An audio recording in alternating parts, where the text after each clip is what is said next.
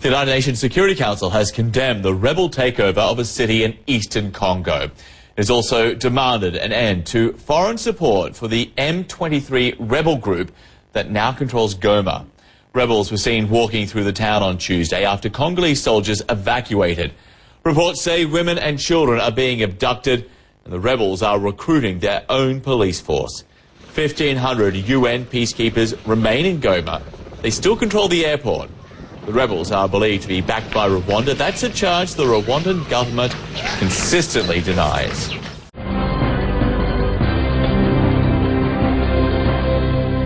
Several hundred rebels from the M23 group entered the city on Tuesday. They met little resistance from the army or UN forces. M23 fighters began advancing earlier this month, pushing back government forces supported by UN peacekeeping units. Tens of thousands of civilians fled to neighboring Rwanda. The group started its offensive earlier this year and has made rapid advances. They're reportedly equipped with sophisticated weapons with support from neighboring countries, including Rwanda.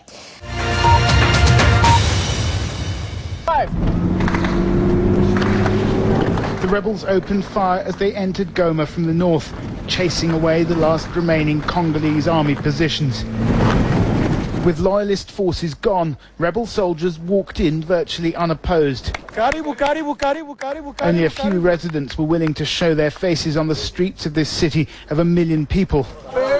UN peacekeepers, with their mandate to protect the civilian population, could only stand by and watch as the rebels marched past their white armoured vehicles towards the border with Rwanda.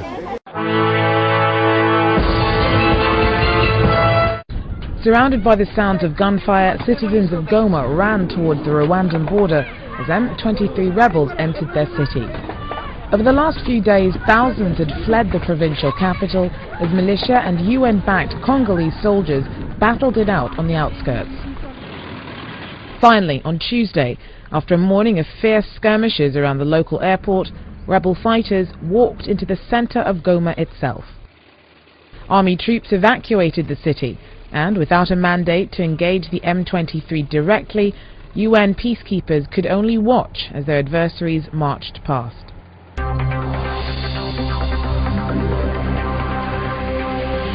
Just 2 days ago, the rebels said they had no intention of taking Goma. Either they changed their minds, or they were lying. When M23 troops marched into the city following days of fighting with the UN-backed Congolese army on its outskirts, they met barely any resistance. But that isn't the view shared by everyone. I find that this liberation is better. We were waiting for much worse, but it didn't happen. Before, the government was doing nothing, but we think things will change now. I can't say that I'm happy, and I never will be happy, because people are killing each other, and because Goma has fallen. M23 is welcome here, but time will tell. For now, the rebels are in charge of this city of 1 million people in the mineral-rich east of the country. Tens of thousands have fled to neighboring Rwanda, which is believed to be backing the M23, and Uganda. Rebel leaders are trying to win the hearts and minds of those who remain with reassurance.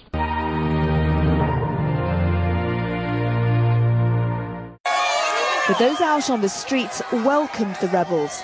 These people say they'll back whoever gives them security. We feel abandoned by the government of President Kabila. We don't know what to do. The United Nations peacekeepers are completely useless. They stood and watched the rebels take over without putting up any resistance. We feel absolutely cheated. The United Nations says its mandate is to protect civilians, not to fight a war. It's been unwilling to confront the M23 rebels, moving most of its staff. Its peacekeepers are still holding positions in and around Goma's airport. Well, M23 seem to have got what they wanted. They are now in control of many parts of the city. The issue is, where does the group go from here? It certainly is in a better position to negotiate with the government of the Democratic Republic of Congo.